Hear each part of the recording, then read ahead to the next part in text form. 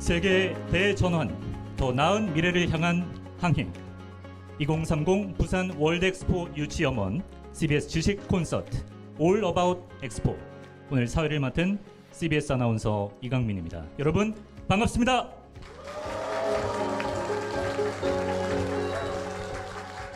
고맙습니다. 부산 살아있네요. 오늘 부산도서관 모들락 극장에서 함께하고 있는데요. 많은 분들이 쌀쌀한 날씨에도 불구하고 귀한 발걸음을 해주셨습니다. 대단히 감사드립니다. 저는 부산에 한 10년 만에 찾아오는 것 같아요. 10년 전에는 사실 그 대학교 친구들이랑 와서 부산 국밥, 돼지국밥, 밀면, 맛집 위주로 찾아다녔는데 오랜만에 부산에 내려와 보니까 그동안 많은 것들이 변해 있더라고요. 새로운 모습들을 많이 보게 됐는데 특히나 부산역에서 내려서 오는데 곳곳에 이정재 씨가 이정재 씨의 얼굴이 그 멋진 미소가 보였고요. 그리고 광안대교, 부산항대교 이런 부산의 7개의 교량을 연결하는 세븐브릿지의 야경도 굉장히 멋지더라고요. 마치 도시 전체가 커다란 비축제를 하는 것처럼 느껴지고 아주 황홀했습니다. 맘 같아서는 제가 여기저기 구경하고 싶은데 제가 여기 이번에 부산 올 때는 그냥 놀러 온 게 아니거든요. 굉장히 중요한 임무를 띠고 왔습니다. 2030년 월드 엑스포 유치에 도전하는 부산시에 제가 조금이나마 좀 도움을 보태드리고자 함께 했는데요. 아마 이 자리에 함께 해주신 여러분도 부산의 엑스포 유치에 조금이라도 관심을 가진 분들일 거예요. 그렇죠? 유치에 반대해서 오신 분은 없을 거 아니에요, 그죠? 다 찬성하고 응원하는 마음으로 오셨을 텐데, 그래서 오늘 이 시간에는 특별한 시간을 마련해봤습니다. 엑스포란 대체 무엇이고, 부산이 왜 엑스포를 유치해야 되는 것이고, 만약에 유치를 하게 된다면 우리에게 어떤 유익이 돌아오는가, 이런 궁금증과 호기심을 저희가 특별한 연사 두 분을 모시고 한번 풀어볼까 하는데요. 부산이 배출한 방송계 블루칩 슈퍼스타 역사 스토리텔러 썬킴 씨 대기 중이고요. 그리고 상상력의 전시량 엑스포라는 책을 쓰신 오룡 작가님도 준비하고 계십니다. 두 분과 함께 오늘 엑스포에 대해서 궁금한 점, 그 답을 찾아보도록 하겠습니다. 자, 그러면 먼저 썬킴 씨부터 모시겠습니다. 주제는 엑스포가 뭐길래? 큰 박수로 청해 듣겠습니다.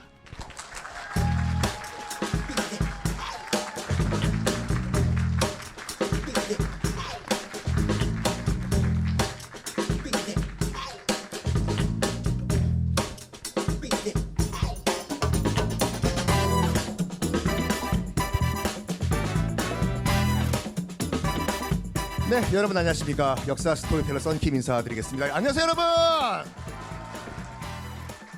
다시 한번 여러분 안녕하십니까. 소리가 작습니다. 여러분 안녕하세요. 자, 우리 이강민 아나운서가 부산역에서 택시를 타셔가지고 여기 사상까지 오시는데 광안대교를 들리셨다는 건 삥 돌아오신 거네요. 뭐 부산 관광을 한번 시켜주시어 싶었겠죠. 네네네. 오늘 제가 뭐 짧게 여러분과 함께 여기 한 시간은 엑스포란 과연 무엇인가? 일단 저는 인트로 개요만 여러분께 말씀을 드리고, 저기 정말 엑스포의 전문가가 앉아 계시거든요. 우리 오룡 선생님께서 아주 심도 있는 엑스포 강의를 또 해드리겠습니다. 엑스포가 여러분 지금 지금 조명 때문에 잘 안 보이는데 연령대가 한 3, 40대 정도 되시는 분들은 우리가 국사 시간에 배웠던 만국박람회랑 우리가 대전 엑스포 할 때 그 엑스포랑 다른 행사로 알고 계시거든요. 그렇죠? 이게 근데 같은 행사예요. 근데 역사적으로 봤을 때 어떻게 이렇게 그 명칭이 바뀌게 됐냐면, 원래는 그러니까 일본에서 이제 만국박람회라는 표현을 만들어냈다가 원래 엑스포는 엑스포지션 인터내셔널이거든요, 영어로는요. 그걸 이제 일본인들이 이제 한자로 표기를 하다 보니까 이제 만국박람회로 바꿨는데, 나중에 이제 세월이 흘러가지고 이제 일본식 표현이다라는 그 이제 지적이 나오니까 그걸 세계 박람회로 바꿨다가 이제 그걸 영어식 표현 엑스포지션 너무 기니까 줄여가지고 엑스포라고 하자. 그러니까 우리가 국사 시간에 배웠던 만국박람회와 엑스포는 같은 뜻이에요. 자, 그러면 우리가 그 이 엑스포, 만국박람회 또는 세계박람회라고 하는 이 행사는 어떻게부터 시작됐냐라고 말씀드리면은 올림픽은 모든 대부분의 종목들이 다 나와가지고 스포츠 경쟁을 벌리는 그런 이벤트죠. 월드컵은 축구고.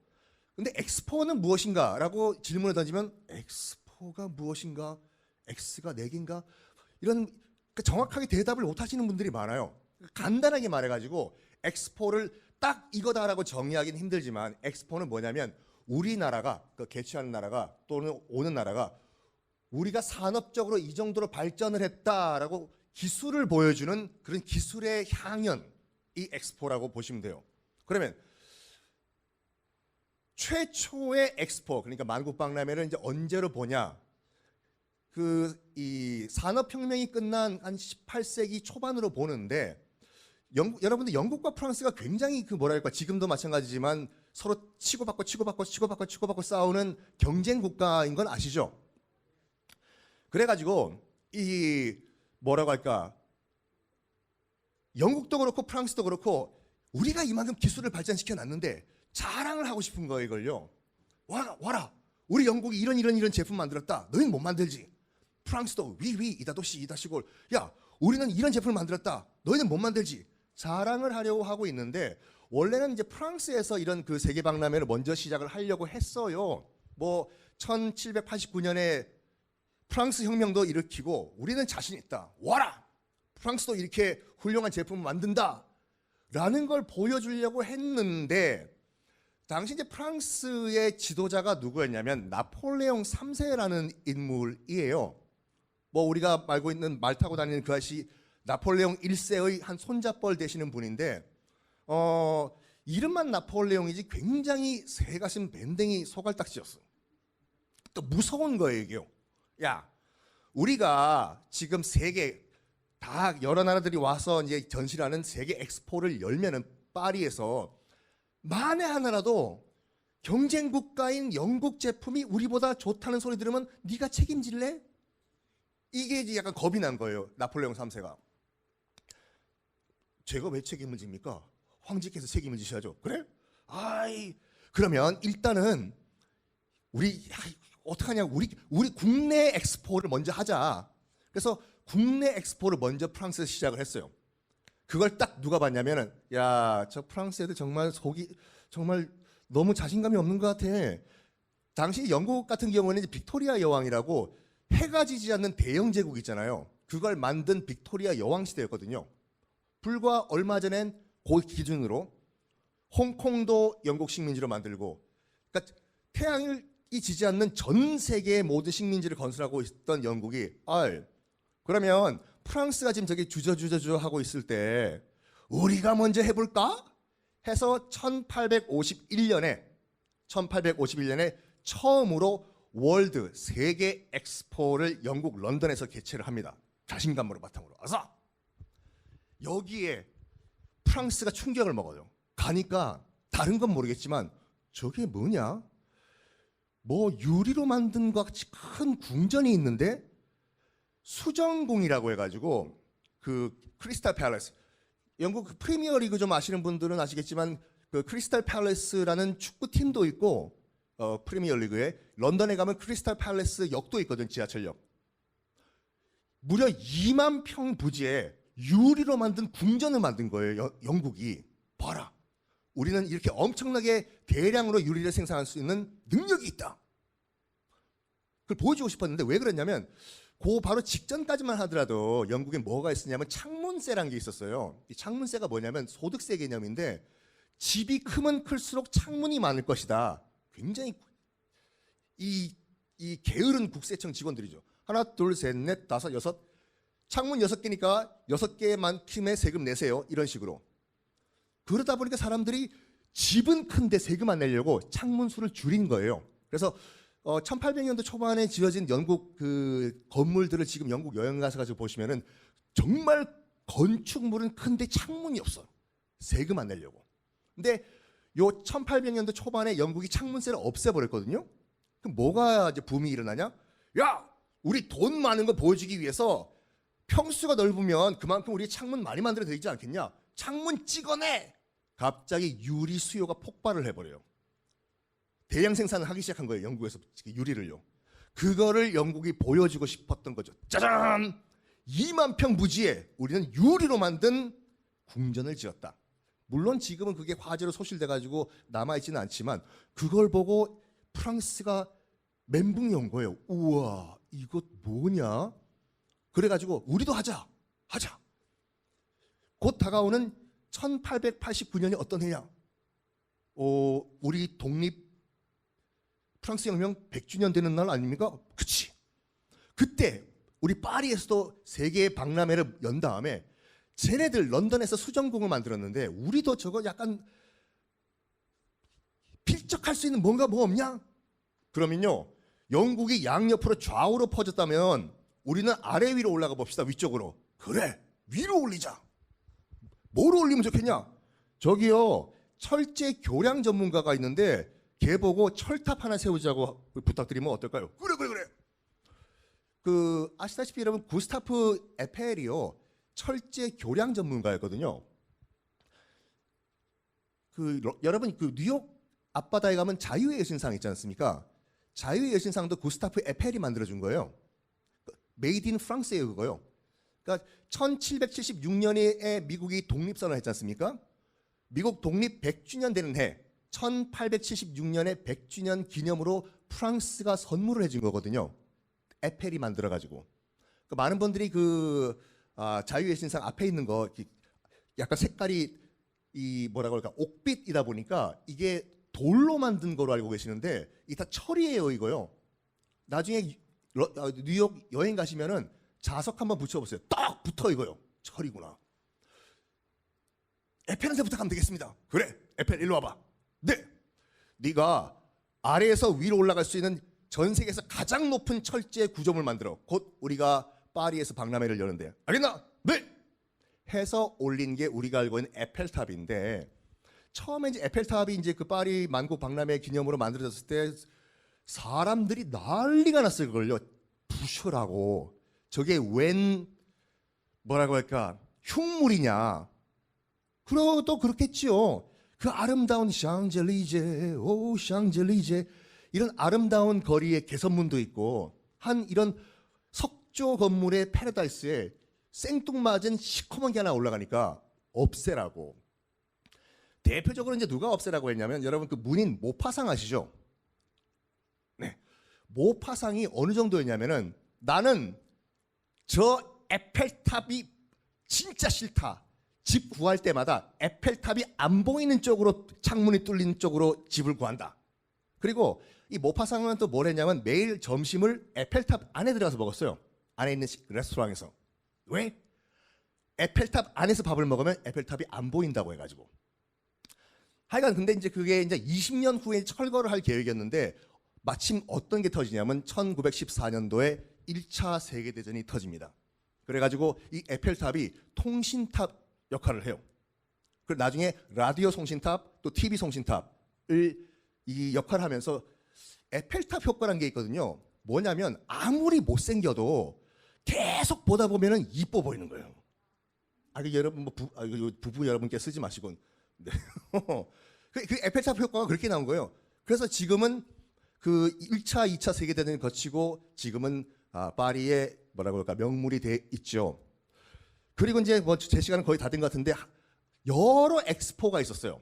근데 한 가지 엑스포는 여러분께 소개를 해드리고 우리 엑스포 전문가이신 우리 오룡 선생님께 마이크를 넘기려고 하는데, 1904년에 미국 세인트루이스에서 이 엑스포가 열립니다. 1904년이면은 1년 후에는 우리 역사에서 어떤 해예요? 1905년은? 누가 88 올림픽이라고 하셨어요? 네? 을사늑약 정답 빙고. 이야, 외교권을 뺏겼지 않습니까? 우리가 을사오적에 의해가지고. 그때가 어떤 분위기였냐면은, 혹시 여러분들 가스라 테프트 밀약이라고 아세요? 가스라 테프트 밀약이 뭐냐면은 이 러일 전쟁에서 일본이 승리했잖아요.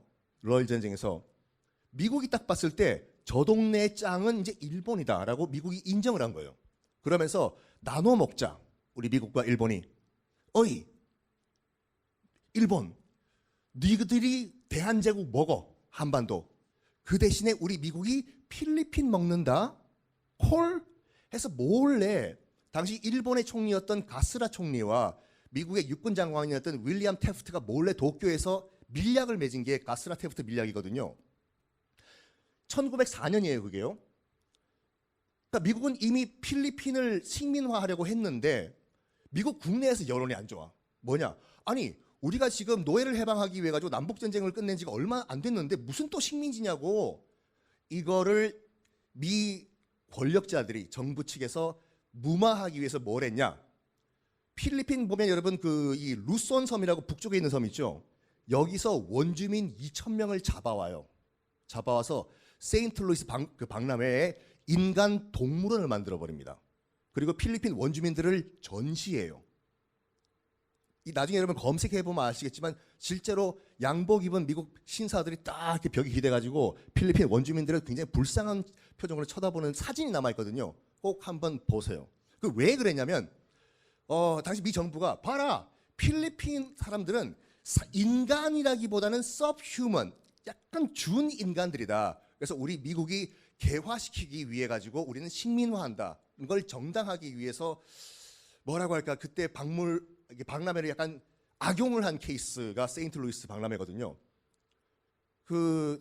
너무 세인트루이스 박람회에 대해서 안 좋은 얘기만 하면 또 안 좋으니까 여러분 아이스크림 좋아하세요? 이건 방송에 나가니까 상표는 제가 말씀드릴 수 없고 브라 삐 월드 삐 그거가 탄생한 것이 또 세인트루이스 박람회예요. 왜냐? 당시 이제 그 아이스크림을 파는 이 가게가 어떤 식으로 아이스크림을 팔았냐면 쇠 접시에다가 아이스크림을 스쿱을 퍼가지고 뚝 올린 다음에 이렇게 팔았거든요. 근데 너무너무 장사가 잘 되는 거예요, 이게요. 그래서 이제 그 접시를 당연히 돌려주는 시스템이었는데 설거지하는 스피드가 못 따라가, 이 주문을. 근데 이 아이스크림 가게에 이제 그 주인이 이제 멘붕이 온 거예요. 이거 어떡하나 하나 딱 보니까 옆 가게가 벨기에 와플 가게였어요. 어이, 벨기에 와플 좀 빌려줘. 우리 접시로 쓰게. 그래서 와플을 빌려가지고 그 위에 아이스크림을 올려서 애들한테 주니까 짜르르 딜리셔스 난리가 난 거예요, 이게요. 요즘도 그렇게 먹잖아요. 벨기에 와플 해가지고 이거다. 옆에 벨기에 분 그거를 좀 꽉 눌러가지고 납작하게 만들어 봐봐. 그거 우리 접시로 쓰게. 당신도 윈, 우리도 윈, 윈윈이다. 이런 식으로. 그래서 납작하게 와플을 눌러가지고 그 위에 아이스크림 얹어가지고 먹기 시작했는데 이게 얇다 보니까 동그랗게 말리게 돼요, 이렇게요. 말리게 되니까 손잡이 역할 하잖아요. 그 위에 아이스크림을 얹어가지고 먹어가지고 대박이 난 거예요, 이게요. 그것이 여러분들이 현재 먹고 있는 월드비 브라비입니다. 자, 저는 세인트루이스 박람회까지 하고 다음 박람회에 정말 모든 것을 다 말씀해 주실 분이 옆에 계십니다. 여러분, 지금까지 썬킴이었습니다. 감사합니다.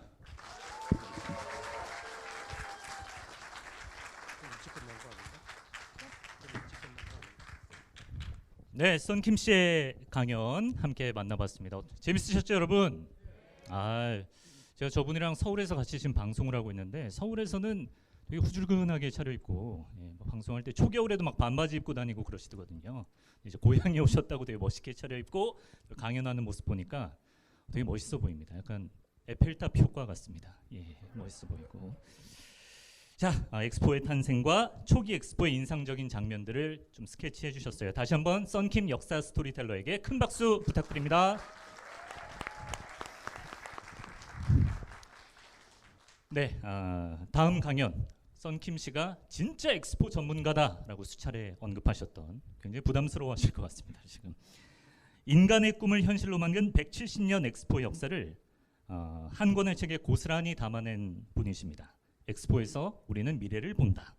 상상력의 전시장 엑스포라는 주제로 오룡 작가의 강연 박수로 청해 듣겠습니다.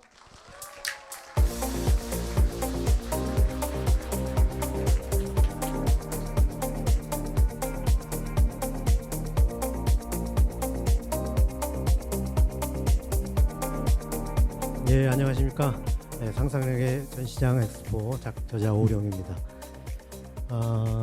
오늘 썬킴 작가님 이렇게 재미있게 스토리텔링을 많이 잘 해주셨는데, 이 엑스포라는 게 사실은 우리가 생각한 것보다 굉장히 오래됐죠. 171년의 역사를 가지고 있습니다.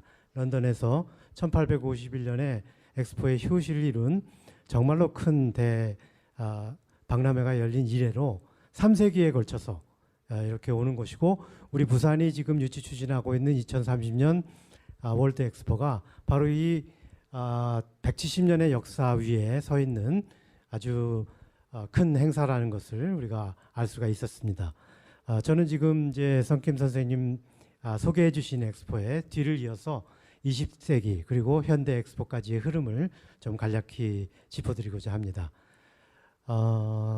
우선 여러분들께서 우리나라가 엑스포에 처음으로 참가한 게 언젠가, 이거 알고 계십니까? 혹시 아시는 분 계실까요? 이게 사실은 의외로 우리가 오래됐습니다. 이게 1893년에 시카고 박람회가 있었는데, 바로 이때 우리가 대조선의 국호로, 영어로는 코리아라고 표기했는데 이제 한자로는 대조선, 이런 국호로 우리가 엑스포에 참가를 했습니다. 이게 최초의 참가고, 사실은 우리뿐만 아니라 세계에서 다른 나라들이 생각하기에도 상당히 이게 의외로 우리가 엑스포하고 인연이 길기 때문에 작년에 부산 엑스포 유치 신청서를 낼 때도 이 부분을 상당히 강조했어요. 우리가 1세기 넘는 엑스포의 인연을 갖고 있다. 이 1893년 시카고 엑스포는 시카고 박람회는 굉장히 큰 특징이 세 가지가 있는데요. 우선 첫째로는 이 박람회장이 고딕 양식으로 하얀 건물들로 쫙 들어섰어요. 그래서 이게 화이트 시티라고 불렸는데, 이것이 나중에 워싱턴 내 내셔널 몰이라는 워싱턴의 핵심부를 설계할 때 이 전범이 됐습니다. 이게 모델이 됐어요.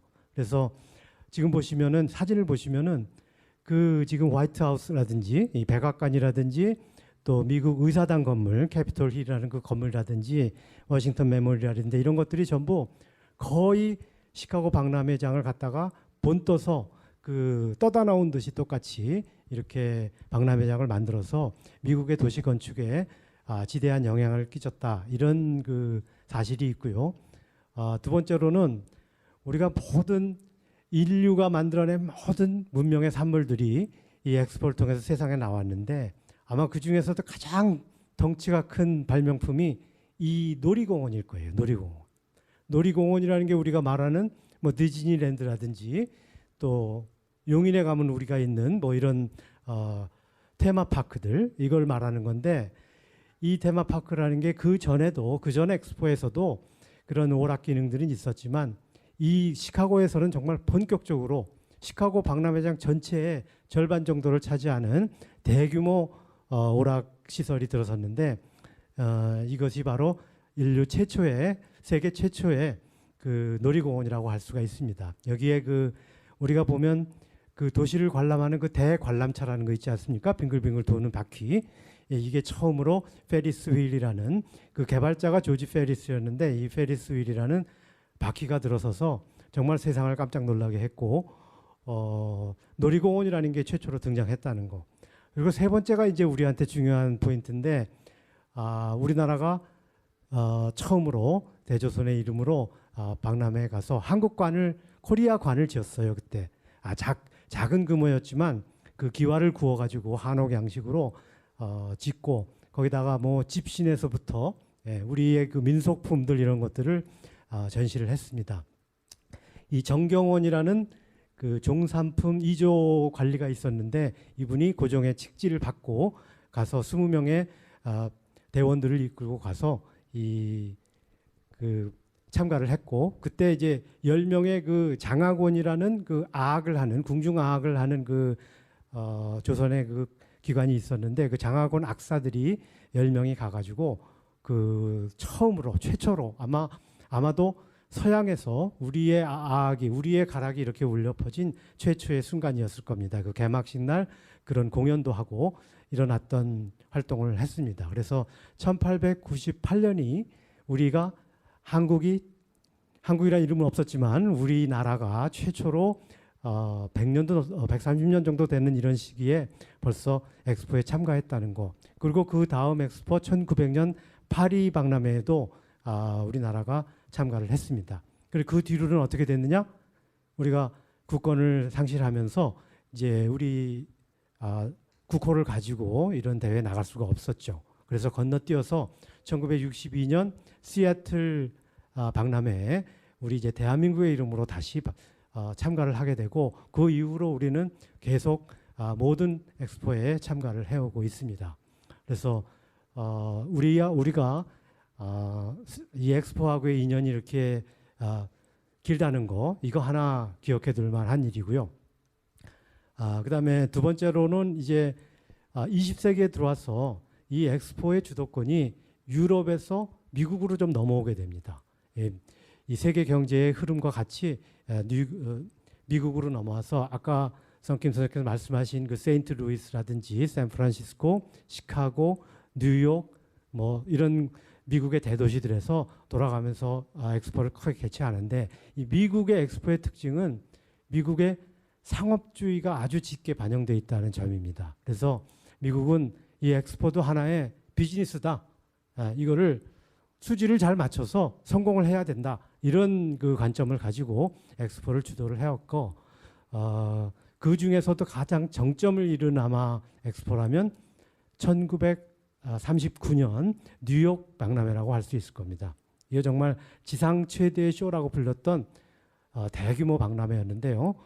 또 이것이 엑스포를 관장하는 국제기구가 국제박람회 기구라고 있습니다. 이제 BIE라는 약자로 쓰는데 이 BIE는 뒤늦게 성립이 됐어요. 사실은 1928년에 창설이 됐습니다. 그래서 그러면 그 전에 있었던 세계 박람회는 다 뭐냐? 그거는 다 각국들이 알아서 했는데 나중에 이게 뒤늦게 생기면서 추인을 했습니다. 그래서 22개를 골라서 이거는 정말 중요한 박람회들이었으니까 이거는 우리가 세계 박람회 리스트에 올리겠다. 이렇게 해서 추인이 된 것들입니다. 그래서 BIE가 실질적으로 관장한 최초의 엑스포는 1930년대라고 볼 수 있고 그중 가장 중요한 엑스포가 39년에 뉴욕 박람회라고 볼 수가 있습니다. 이때 이 뉴욕 박람회의 개막식을 TV로 생중계를 했어요. RCA가. 그래서 엠파이어 스테이트 빌딩에 있는 송신탑을 통해서 그때 당시에 뉴욕에 텔레비가 있었냐 그러면 200대가 있었다 그럽니다. 200대가. 그래서 그 200대의 수상기로 생중계되는 RCA의 방송, NBA에서 방송을 했는데 그거를 볼 수가 있었고 또 그때 루즈벨트 대통령이 와서 개막식을 하고 아인슈타인이 우주광선에 관한 그 개막 연설을 하고 이랬던 박람회고 그때 뉴욕 박람회의 그 레가시로 남은 하나의 그 유산으로 남은 것이 타임캡슐이라는 게 최초로 나왔어요. 타임캡슐. 여기다가 2.3m 크기의 타임캡슐을 지하 15m에다 묻었는데 거기다 뭐 미키마우스 손목시계다 뭐 야구공이다 뭐 이런 모자다 이런 당시의 시대의 상을 반영하는 이런 물품들을 50몇 종을 넣어가지고 땅속에다 묻었어요. 근데 그걸 언제 개봉하라 그랬냐 하면 무려 5,000년 후에 개봉하라. 물론 아직 못 열었겠죠. 5,000년 후에 개봉하라는 그러니까 1939년이니까 6,939년에 이걸 열어라. 이렇게 하는 그 타임캡슐을 묻은 적이 있습니다. 이 타임캡슐이 그때 막 유행을 해가지고 또 따라하기 잘하는 나라 있잖아요. 일본이요. 일본이 1970년 오사카 엑스포 할 때 타임캡슐을 또 묻었어요. 그 똑같이 5,000년 후로 해가지고 그런 뉴욕 그 박람회가 있었고요. 근데 사실은 뉴욕 그 박람회 말쯤 가서 2차 대전이 발발을 합니다. 근데 미국이 이제 2차 대전이 좀 늦게 나갔기 때문에 그때 엑스포는 끝까지 열렸는데 2차 대전이 발발하니까 당연히 뭐 올림픽도 그렇고 모든 국제 행사들이 이제 휴지기에 들어가고 침체기에 들어갔는데 엑스포도 한 10여 년간 침체기를 겪습니다. 그렇게 하고서 다음 중요한 엑스포가 1958년 벨기에 박람회가 열리는데 이때는 상당히 엑스포의 분위기가 바뀌게 돼요. 그 전에는 정말 과학기술을 자랑하고 모든 그 첨단 과학기술을 자랑하고 발명품들을 내놓고 이랬던 엑스포가 좀 이 너무나 우리가 찬양하고 했던 과학기술들이 이 인류를 대량살상으로 모는 총뿌리로 돌아왔다. 이런 어떤 반성이 생겼습니다. 그래서 인간성 회복, 인도주의를 강조하는 이런 그 엑스포가 1958년 브뤼셀의 벨기에에서 브뤼셀에서 이걸 하면서 그 상징탑도 원자 핵을 커다랗게 확대한 그 상징탑을 세우고 아토미움이라는 이 삽을 세우고 지금도 그 기념공원에 서 있습니다. 들어가 볼 수도 있고 한데 그렇게 했고 1967년 몬트리올에서도 엑스포가 인간성 회복을 주제로 해서 열렸었습니다. 그리고 나서 엑스포의 역사의 변곡점이 될 만한 중요한 엑스포가 1970년 그 오사카 엑스포라고 할 수가 있습니다. 우리가 보통은 박람회라는 말하고 엑스포라는 말을 이렇게 혼용하고 있는데 엑스포라는 말은 1960년대에 처음으로 나왔어요. 그래서 공식적으로 엑스포라는 말을 쓴 거는 1970년 오사카 엑스포가 처음입니다. 이 오사카 엑스포에 우리나라도 물론 참가를 했는데 사실은 우리의 입장에서 보면 역사적으로 엑스포가 우리한테 정말 현실로 눈앞에 다가온 최초의 엑스포가 이 오사카였다 이렇게 볼 수가 있습니다. 왜냐하면 바다 건너 일본에서 바로 열렸고 실제로 엑스포에 그때 우리 근로자들이 가가지고 용역으로 그 공사에 참여도 하고 했고 우리나라도 굉장히 큰 한국관을 지어서 참여를 했었죠.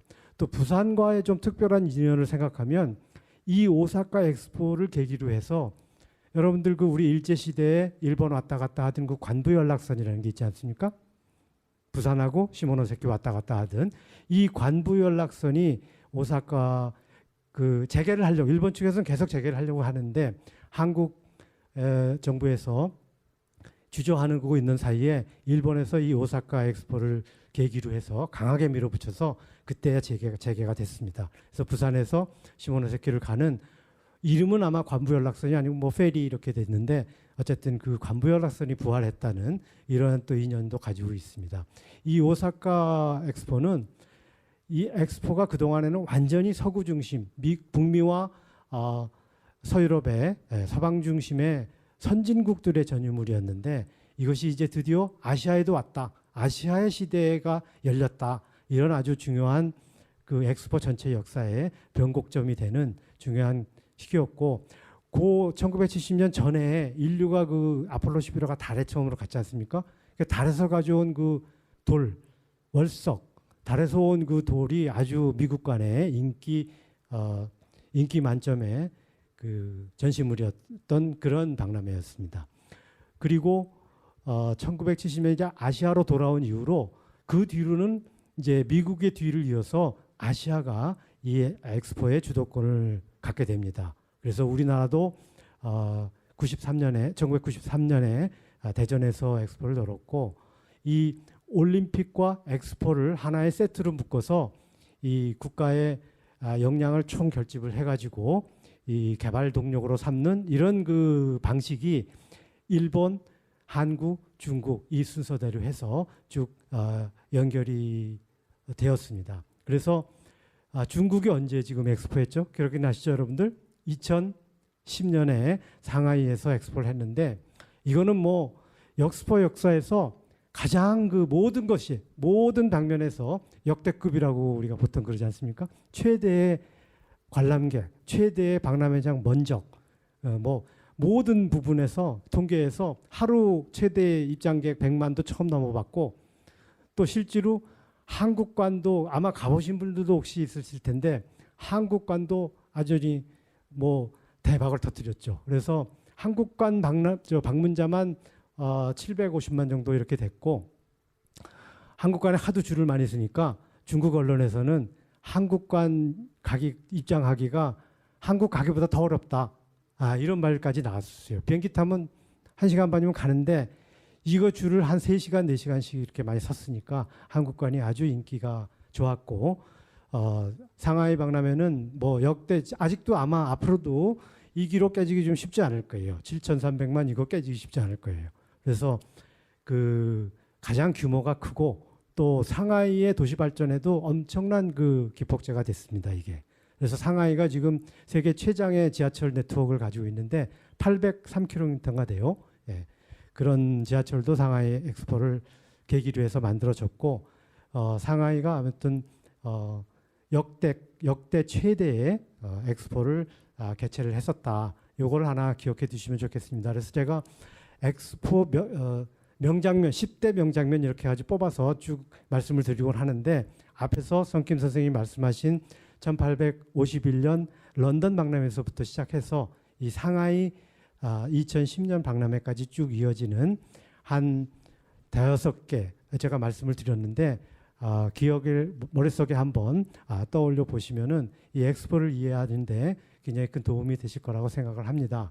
이 엑스포를 관장하는 기구가 BI라고 아까 말씀드렸는데 이게 사실은 정부 간 기구이기 때문에 조금 결속력이 떨어집니다. 그러니까 FIFA, 월드컵 FIFA라든지 올림픽의 IOC에 비해서는 구속력이라든지 통제력이 좀 떨어져요.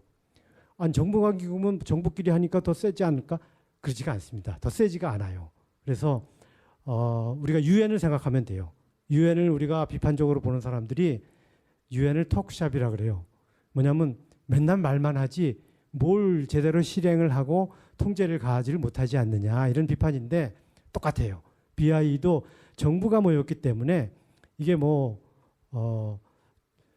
다른 IOC나 이런 FIFA 같은 거 하고는 조금 이게 다릅니다. 그래서 그러나 물론 이 170개 회원국이 투표를 통해서 총회에서 엑스포 개최지를 선정을 하기 때문에 우리가 이 개최지에 대해서는 개최지를 선정하는 데 있어서는 조금 더 우리가 국력을 모아서 또 우리 시민사회와 국민들의 이 총의를 모아서 확실한 그 의지를 좀 보이면 그만큼 더 여지가 있다. 이게 통제력이 약하고 느슨하다는 거는 또 그만큼 우리가 열심히 해서 부산이 2030년 엑스포를 유치할 수 있게 힘을 좀 써볼 여지도 더 있다. 이렇게 말씀을 드릴 수도 있을 것 같습니다. 제 말씀 이걸로 마치겠습니다. 감사합니다.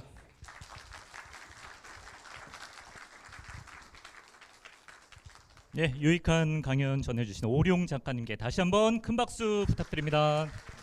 고맙습니다. 네.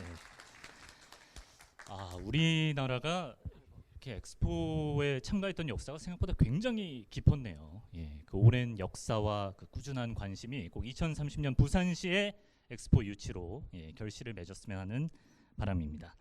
자, 이렇게 오룡 작가님 또 앞서 썬킴 작가님 두 분의 강연을 들어봤는데요.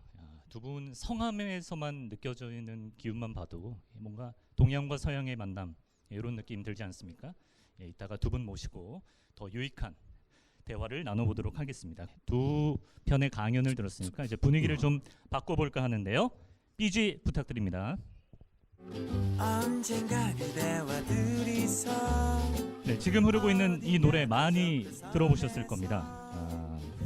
우쿨렐레 피크닉의 남쪽 끝섬이라는 노래예요. 예, 그리고 이제 나올 이 노래도 익숙하실 거예요. 네, 하치와 TJ의 장사하자 이 노래도 아실 겁니다. 두 곡 모두 이번에 모실 조태준 씨의 곡인데요.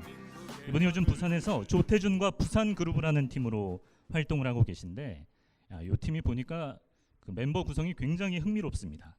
한국, 불가리아, 미국, 뉴질랜드 출신의 멤버들이 부산이라는 도시와 또 음악에 대한 사랑을 공통 분모로 해서 결성한 그룹이라고 하는데요.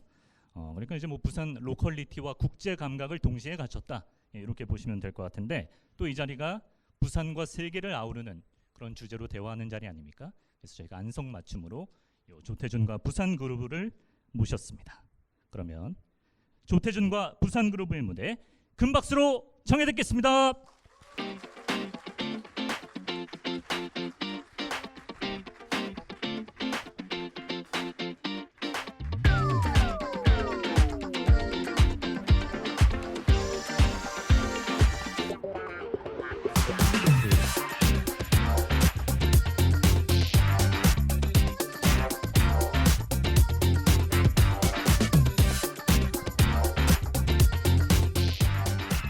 네, 안녕하세요. 반갑습니다. 저희는 글로벌 부산 로컬 밴드 조태준과 부산그룹입니다. 안녕하세요. 그러면 일단 따뜻한 곳에 생각나는 남쪽 끝섬이라는 노래 먼저 시작으로 해보겠습니다.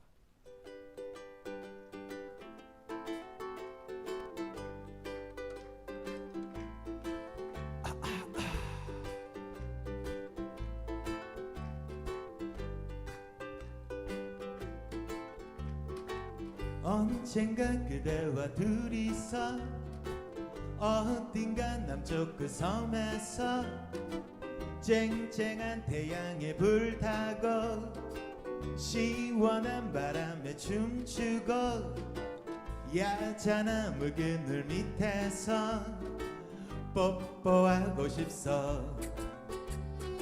소나기가 지나갔으면 무지개색 칵테일 건데 달콤한 그 향에 취하고 라디오 소리에 숨쉬고 그대 허벅지에 엎드려 낮잠 자고 싶소. 라라라라.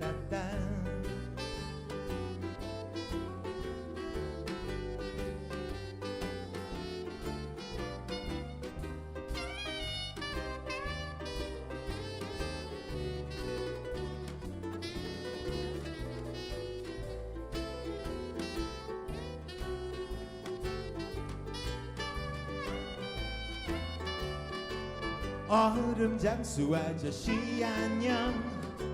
핑크색 구름 빙글빙글 빛나는 향기의 그대와 예쁜 포즈로 사진 않고 시계가 멈춘 낙원에서 눈을 감고 싶소.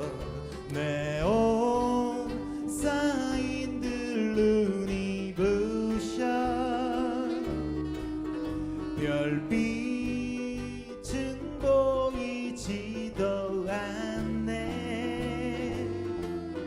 도대체 당신 어디서 꿈꾸나요? 난 빌딩 숲 서커스 아비. 언젠가 그대와 둘이서 어딘가 남쪽 그 섬에서 쨍쨍한 태양에 불타고 시원한 바람에 춤추고 야자나무 그늘 밑에서 뽀뽀하고 싶소. 라빠바빠바바바바바 라빠바빠바바바바 라빠바빠바바바바 라빠바빠바바바바 라밤바 라보바바봄 스테드 라바밤두 다운 하우스 두두두두.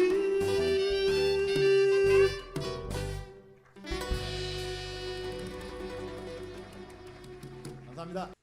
저희들이 아까 소개해 주셨듯이 그 뉴질랜드, 미국, 불가리아 그리고 되게 외국분 같지만 부산 저도 부산 이렇게 저희들이 모여서 밴드를 하는데요. 다음 노래로는 저희들이 공통점이 있어요. 다들 5명 다 부산을 너무 사랑한다는 거죠. 그래서 부산 말로도 노래를 부르고 그리고 또 부산의 어떤 지역이 좋아서 광안리라는 노래도 만들고 해서 부르고 하는데요. 다음 노래로는 우리들의 사랑, 여러분들의 사랑 광안리라는 노래 한번 해보도록 하겠습니다.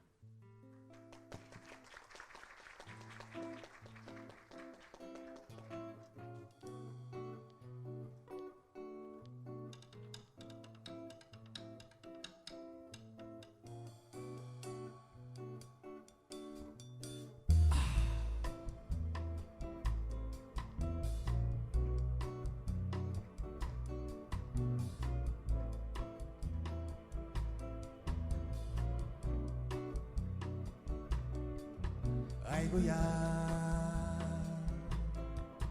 아이고야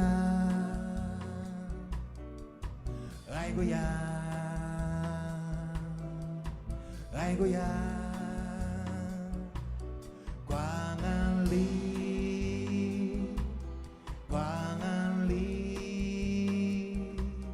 광안리 여는 광안리 광안리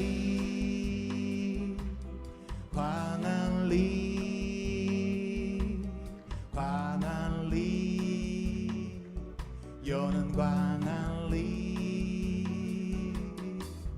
아이고야 아이고야 아이고야 아이고야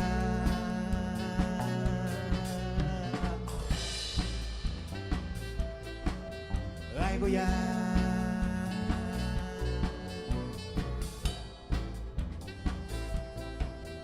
아이고야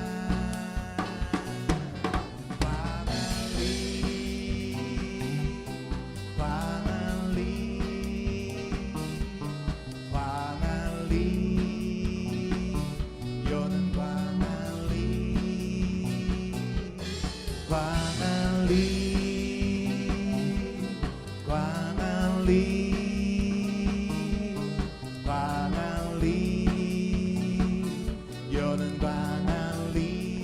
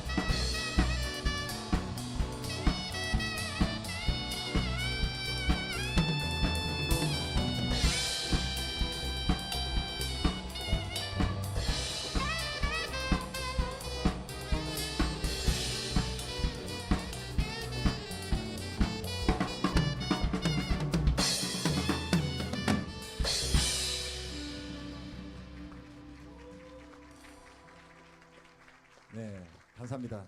광안리에 가면 항상 힘이 좀 뭔가 컨디션 안 좋을 때 이럴 때 있잖아요. 기분 안 좋고 이럴 때. 그럴 때 광안리 가가지고 아이고야 이렇게 하고 있다 보면 뭔가 기분이 시원하게 확 좋아지진 않지만 그래도 집에 갈 때는 조금 템포감이 있는 상태로 조금 환기된 상태로 갈 수 있는 게 참 좋은 것 같습니다. 다음 노래도 사투리로 된 노래인데요. 좀 와주면 안 되나 라는 노래입니다. 해보겠습니다. 1, 2, 3, 4.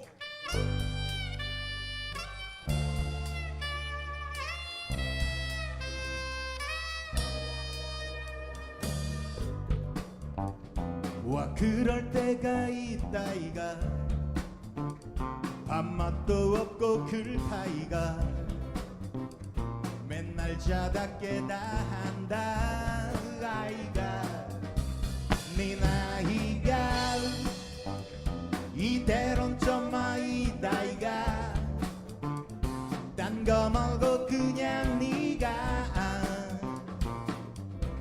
좀 와주면 안 되나 내게로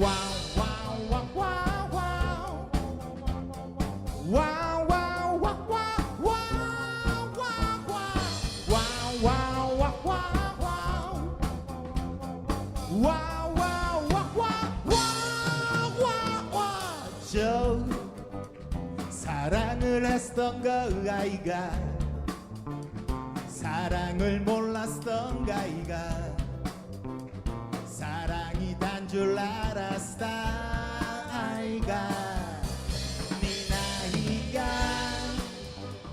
이대로는 좀 아이다 아이가 딴 거 말고 그냥 네가 좋아주면 안 되나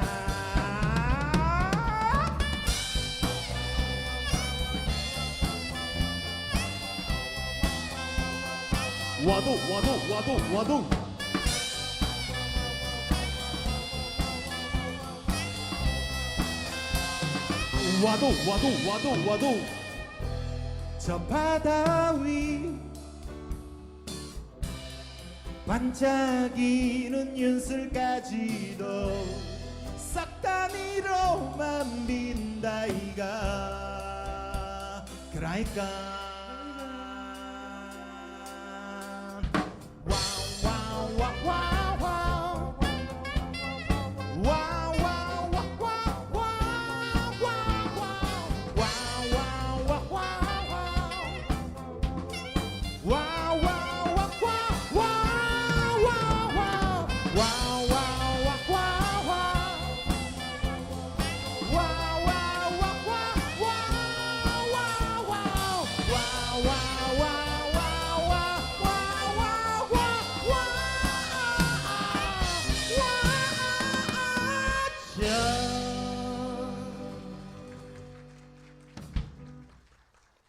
감사합니다, 여러분.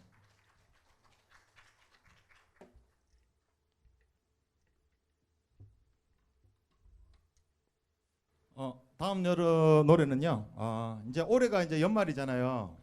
이제 내년이 찾아옵니다. 내년이 와서 여러분들의 어떤 사업에 아주 큰 번영이 있으시라고요. 제 노래 중에 장사하자라는 노래 있는데 준비해봤습니다. 네. 아침마다 이 노래 듣고 시작하는 그 뭐라 해야 될까 가게 하시는 사장님들 많으시던데요. 네. 여러분들도 아침에 기분 좋게 시작을 해보시길 바라겠습니다. 갑니다.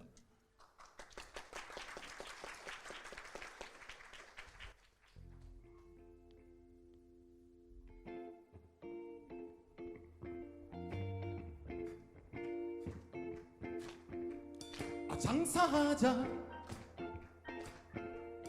장사하자, 장사하자, 먹고 살자. 오늘도 방실방실 맑은 대한민국의 하늘. 도대체 누구를 믿어야 하나. 아무것도 보이지 않는 어두움 속에서 지푸라기라도 잡고 싶습니다. 알라 하나님 부처님이여. 장사하자, 장사하자, 장사하자, 먹고 살자. 오늘도 방실방실 맑은 대한민국의 하늘. 그녀만은 이라고 믿고 있었네. 이 몸이 마르고 닳도록 벌어바쳤건만은 어느 날 깨어보니 바람이 부네. 가벼운 내 지갑이 원망스러워. 장사하자, 장사하자, 장사하자, 먹고 살자. 오늘도 방실방실 맑은 대한민국의 하늘. One, two, three, four. Bam, bam, bam, bam, bam, bam, bam, bam, bam, bam, bam, bam, bam, bam, bam, bam,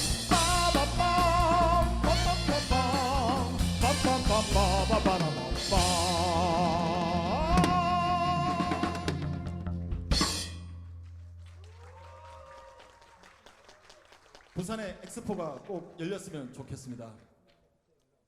아무리 먹고 살잔 짓이라 해도 남의 물건 탐내지 말고 올바르게 살아보자. 보람찬 하루 일을 끝마치고서 막걸리 한 병에다 웃음을 실자. 장사하자, 장사하자, 장사하자, 먹고 살자. 오늘도 방실방실 맑은 대한민국의 하늘.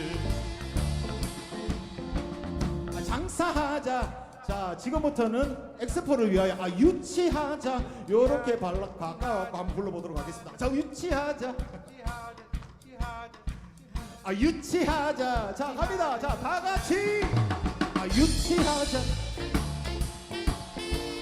유치하자, 유치하자. 부산에서 오늘도 방실방실 맑은 대한민국의 하늘. 감사합니다. 장사하자.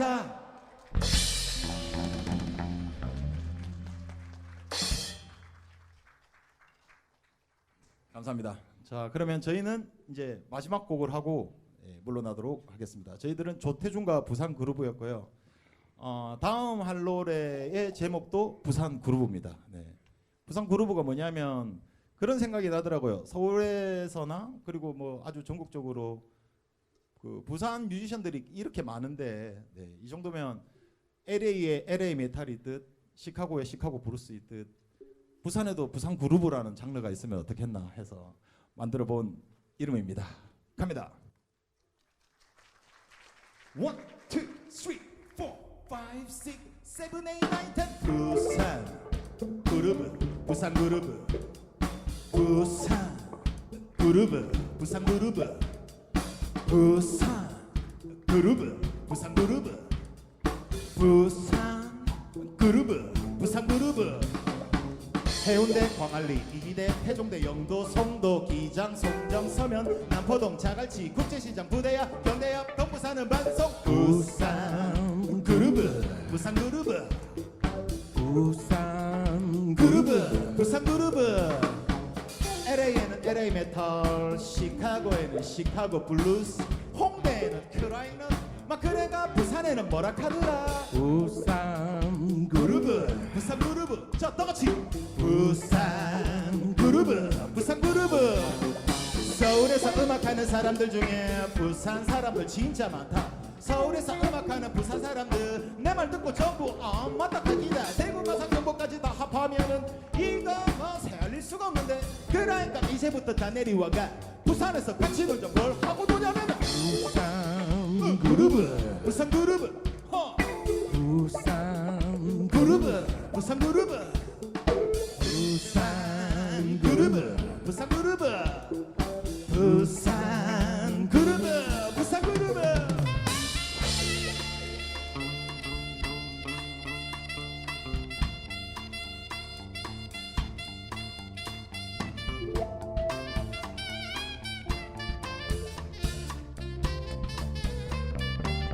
그래 갑니다.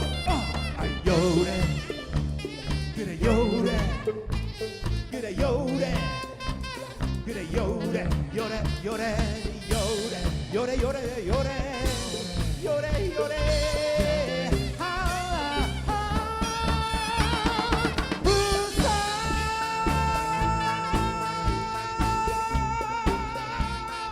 와아아아 바람비네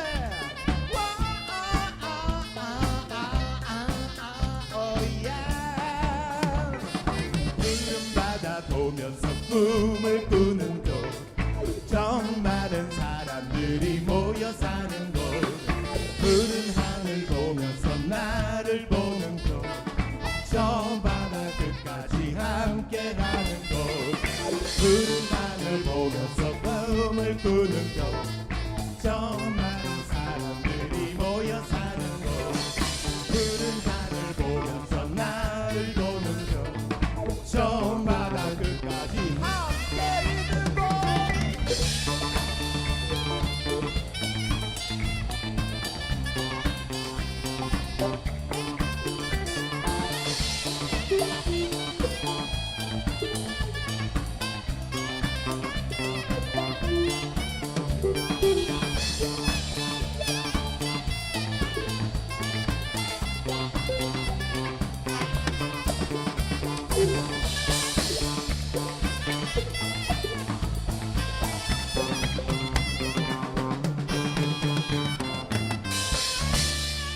감사합니다. 행복한 하루 되세요.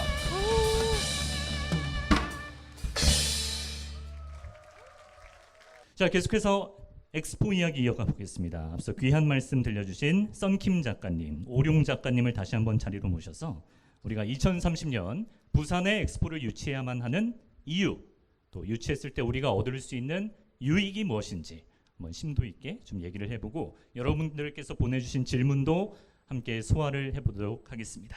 썬킴, 오룡 작가님 두 분을 앞으로 다시 한번 모시겠습니다. 박수 부탁드립니다.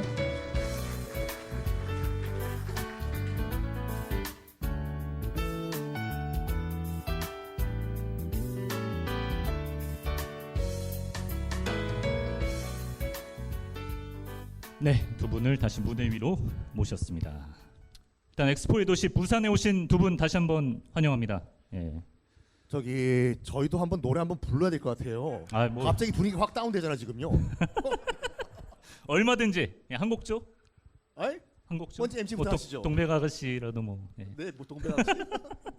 네, 환영하고요. 근데 환영은 사실 썬킴 씨가 해주셔야 되는 거 아니에요? 제가 왜요? 부산 분이시잖아요. 부산이 낳은 슈퍼스타 맞습니다. 부산이 배출한 최고의 아웃풋. 그러니까 이게 제가 이제 그 서울 오래 살다 보니까 이제 부산 말을 이제 약간 못 쓰게 돼요. 근데 부산에 오면은 본능적으로 이제 부산 사투리가 나오더라고요. 아까 김해공항 도착해가지고 택시 타는 순간 네. 바로 나와요. 뭐라고? 부산 도서관 예. 아저씨 부산에선 아나운서 이런 거 다 필요 없어요. 그냥 부산말 쓰는 사람이 최고인 것 같아요. 예. 오룡 작가님은 부산 얼마 만에 오셨습니까? 예, 저는 전남 여수에서 왔는데요. 음. 저도 이 엑스포일 관련해서 올해 한 뭐 대여섯 번은 온 것 같습니다. 그런데 올 때마다 진짜 활력이 더 높아지는 것 같아서 아주 좋은 기운을 받고 갑니다. 아, 그러시군요. 또 유익한 대화 두 분과 나눠볼 수 있으면 좋겠는데 사실 제가 부산에 오니까 그 이정재 씨 뭐 부산이 유치해 뭐 요 포스터도 많이 보고 좀 엑스포 열기를 조금 느낄 수가 있었는데 좀 냉정하게 좀 말씀드리면 저는 지금 서울에 살고 있거든요. 서울에서는 부산 엑스포에 대한 관심이 부산에서 느끼는 것만큼 한참 좀 못 미치는 것 같아요. 예, 뭐랄까요? 그 이정재 씨가 뭔가는 홍보를 하고 계시는데 뭐를 홍보하시는지는 잘 모르시는 분들이 안타깝게 좀 많으신 예, 것 같아요. 그렇습니다. 좀 전 국민적으로 붐이 한번 불어야 되지 않을까요, 성킴 씨? 맞습니다. 네네. 예, 그렇습니다. 그래서 저희가 오늘 이 자리를 함께하게 됐고요. 이 조합이 또 기가 막힙니다, 여러분. 예, 부산 출신 성킴 씨, 여수 엑스포 여수 출신 오룡 작가님, 그리고 저는 고향이 대전이거든요. 예, 그래서 대전의 아들 꿈돌이 출신이기 때문에 우리나라 엑스포를 상징하는 세 도시가 지금 만났다. 예, 여러분들과 좋은 시간을 한번 만들어봤으면 좋겠습니다. 말 나온 김에 우리나라의 엑스포 역사에 대해서, 그러니까 대전과 여수 엑스포의 그 역사와 경험에 대해서 좀 한 말씀씩 해주시면 좋을 것 같아요.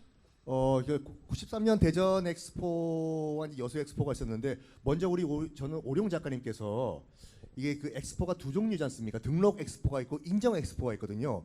요거를 먼저 우리가 알고 이 대화에 들어가는 것이 좀 낫지 않을까 생각을 하거든요. 설명을 해주시면 좋겠네요. 예, 좀 용어들이 헷갈리거든요. 그 부산에서는 지금 월드 엑스포라는 말 쓰고 등록은 뭐고 인정은 뭐냐, 뭐 이런 좀 여러 가지 용어들이 혼용되고 있어서 헷갈리는데 사실은 이 국제박람회 기구의 공식 용어는 등록 엑스포하고 인정 엑스포예요.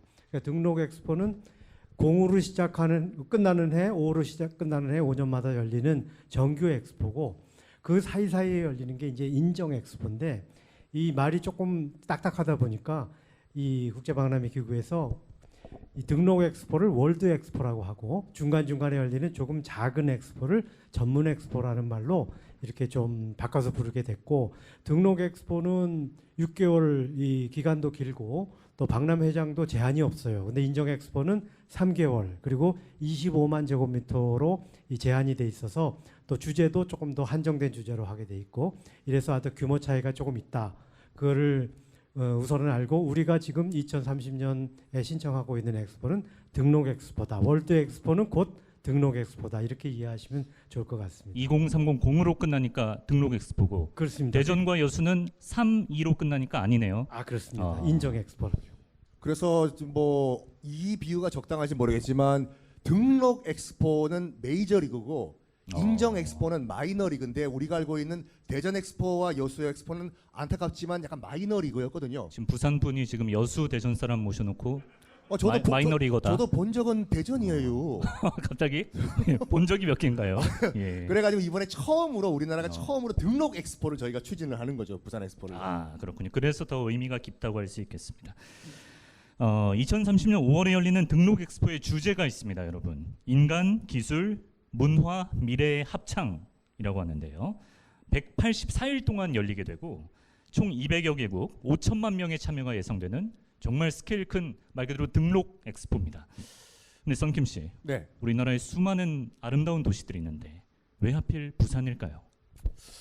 저는 이렇게 봐요. 일단은 그 등록 엑스포와 그 아까 인정 엑스포 잠깐 한마디만 더 말씀드리면은 어느 정도 차이냐면 인정 엑스포는 우리가 지어가지고 관을 유무상 임대를 해줍니다. 뭐 미국이든지 프랑스든지 와라. 근데 등록 엑스포는 너희들이 와서 너희 돈 써가지고 너희가 지어라 이거예요. 그러니까 우리도 바로 앞전에 있었던 그 두바이 엑스포 같은 경우에도 우리가 가서 돈을 써서 한국관을 만들었거든요. 네. 근데 아까 우리 또 선생님께서 말씀해주신 것과 같이 그 엑스포가 일단 전 두 가지로 보거든요.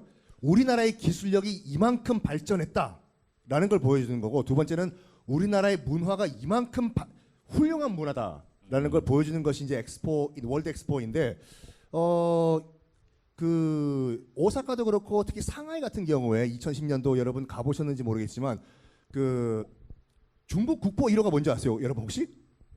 아십니까? 정답은 없어요. 뭐 하시는 아니, 거예요? 아니 그게 아니라 예. 아니, 우리나라에서 지금 그 국보 1호, 2호, 3호 개념이 없어졌는데 중국인들 마음속에 가장 큰 국보 뭘 중국의 보물로 생각하냐라고 물어보면 대부분의 중국인들이 그 송나라 때 그린 청명상하도라는 그림을 얘기해요.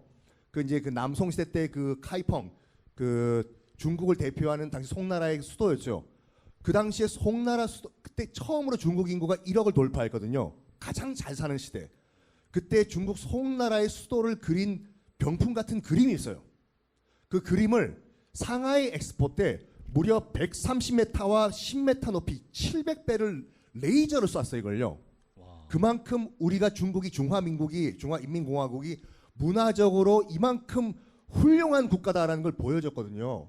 정말로. 그래서 그 엑스포는 그 나라를 대표하는 문화의 도시가 개최하는 것이 저는 맞다고 봐요.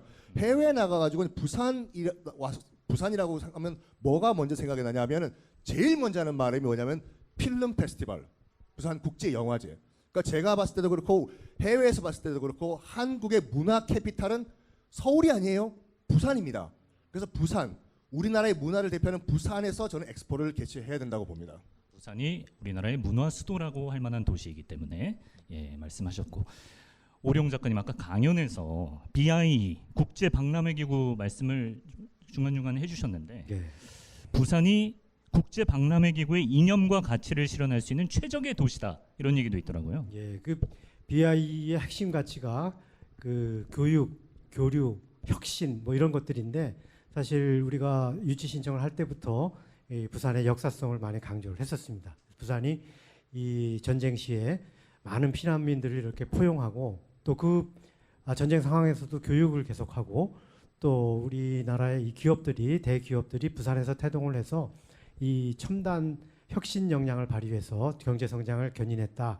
이런 그 역사성을 많이 반영해서 BI의 핵심 가치와 부산의 정신이 맞닿아 있다.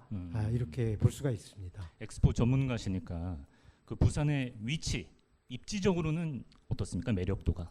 부산의 사실 솔직히 말해서 부산이 해외에서는 인지도는 떨어집니다. 사실 그렇죠? 해외 나가서 대한민국 그러면 서울 외의 도시 될 수 있는 사람 거의 없을 거예요.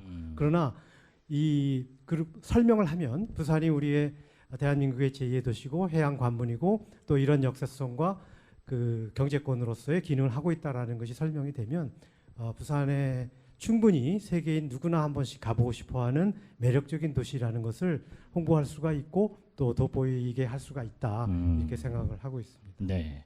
자, 2030년 월드 엑스포 유치를 위해서 부산시가 굉장한 노력을 하고 있는 걸로 알고 있는데 썬킴 씨, 부산이 내건 이번 엑스포 슬로건은 뭔지 또 부산이 오랫동안 어떻게 준비해 오고 있는지 좀 알고 계십니까? 일단은 지금 뭐 우리 또 작가님께서 말씀하신 것처럼 그 엑스포를 개최 뭐 인정 엑스포도 그렇고 등록 엑스포도 그렇고 이 가장 핵심이 뭐냐면 접근성이거든요. 네. 그러니까 이제 그 대전이 당시에 93년도에 이제 물론 인정 엑스포지만 대전이 선정된 이유가 일단은 보통 그 수도에서 엑스포를 여는 경우는 이제 거의 드물고 서울에서 뭐라고 할까 하루 거리에 왔다 갔다 할 수 있는 가장 최적의 장소가 어딜까 해서 선정이 된 게 대전이거든요. 그러니까 부산 같은 경우에도 일단은 물론 국제선이 노선이 지금 운영이 되고 있지만 대부분의 이제 전 세계에서 왔을 경우에는 일단 인천 통해 가지고 KTX를 타고 내려온다든지 이거가 좀 불편하다. 그래서 부산에서는 일단은 가덕도에 국제공항을 신설해 가지고 바로 전 세계에서 부산으로 들어올 수 있는 관문을 만들자 그런 노력을 하고 있다고 봅니다. 가덕도 공항이 엑스포 전에 이제 신설이 된다면 훨씬 더 수용성이 높아지겠네요. 그렇죠. 예. 네. 알겠습니다. 그리고 오룡 작가님 이 부분도 한번 짚고 싶어요. 부산이 사실 굵직굵직한 국제 행사들을 굉장히 많이 개최했던 이력이 있는데요. 아시안 게임, 또 월드컵, 또 아펙 정상회의, 대형 국제 행사를 개최한 경험 이것도 좀 어필할 수 있는 부분이 될 것 같은데요. 물론입니다. 뭐 대한민국 그리고 부산이 이런 큰 국제 행사를 치를 수 있다라는 그 역량에 대해서는 의심의 여지가 없습니다. 그거는 국제적으로도 아마 인정이 될 거예요. 그러나 이 부산에 참여를 하는 이 국제박람회기구 회원국 입장에서 보면 그 당연하게 그 치를 수 있는 역량은 있지만 우리가 가서 우리한테 어떤 유익이 있을 것이냐, 우리가 이 부산 엑스포에 참여해서 전시관을 자기들 돈 내서 아까 말씀했다시피 자기들 돈 내서 이렇게 차렸을 때 우리한테 어떤 유익이 있겠느냐. 부산 말고 다른 대안은 뭐 사우디나 다른 대안은 또 어떻겠느냐. 이걸 따져보지 않을 수가 없는 거거든요. 그래서 우리는 이 부산이 지정학적으로 이 태평양의 관문 도시고 또 우리 그 부울경이라는 이러한 중요한 경제권의 핵심에 있는 도시에서 여러분들 나라들이 와서 전시회를 하고 박람회를 하면은 이것이 그 세계적인 그 국제적인 인지도 향상과 또 경제의 파급 효과가 크다라는 것을 충분히 강조할 필요가 있겠습니다. 네. 중간에 작가님이 사우디 언급을 중간에 하셨는데 잘 모르는 분들도 계실 거예요. 2030년 월드 엑스포를 노리는 도시는 아쉽게도 부산시만이 아닙니다. 경쟁자들이 있는데 원래는 이탈리아 로마, 우크라이나의 오데사, 러시아 모스크바, 그리고 사우디아라비아 리야드, 그리고 대한민국의 부산 이렇게 총 5개 도시가 경쟁을 하는 모양새였는데 썬킴 작가님 지금은 어떻게 됐습니까? 일단 이탈리아는 뭐 실질적으로 포기를 했고 뭐 우크라이나와 러시아는 지금 전쟁 중인데 무슨 엑스포를 하겠습니까? 그렇죠. 예. 그러니까 실질적으로 지금 경쟁 도시가 딱 2도시예요. 부산 그리고 사우디아라비아의 수도 리야드인데 이건 설이에요, 설. 그런 그 얘기들이 돌았는데 무슨 얘기가 돌았냐면 네. 여러분 카타르 지금 월드컵이 진행되고 있는 카타르가 어디 있는지 아시죠? 카타르가 사우디아라비아 반도의 오른쪽으로 뽁 튀어나와 있는 경기도 크기의 조그마한 소국이에요. 둘 다 같은 이슬람 수니파 국가인데도 굉장히 서로 싫어해요. 사우디아라비아와 카타르가. 그래서 카타르가 월드컵을 개최하자 사우디가 피파에 엄청 압력을 넣었어요. 카타르 월드컵 취소하라고. 취소하라. 근데 결국은 지금 열렸지 않습니까? 여기에 무하마드 빈 살만, 우리나라에 얼마 전에 왔던 그 왕세자죠. 왕세자가 격분을 한 거예요 지금. 사우디 왕세자. 사우디 왕세자가요. 그래? 너희들 카타르가 그럼 월드컵을 강행한다? 그러면 우리는 오일머니 팍팍 풀어가지고 우리는 엑스포 개최를 한다. 그래가지고 이건 설이에요, 설. 그 증명된 건 없지만 요번에 그 빈살만 왕세자가 이제 우리나라 와가지고 여러 가지 딜을 했지 않습니까? 거기에 이런 말을 했다는 설이 있어요. 지금 네옴시티라고 해가지고 엄청나게 큰 인공도시를 지금 사우디아라비아가 건설을 추진하고 있는데 우리 삼성, 현대, SK가 다 지금 참가를 하겠다고 신청했지 않습니까? 한국 기업들 다 와라. 너희들이 네옴시티 건설을 해라.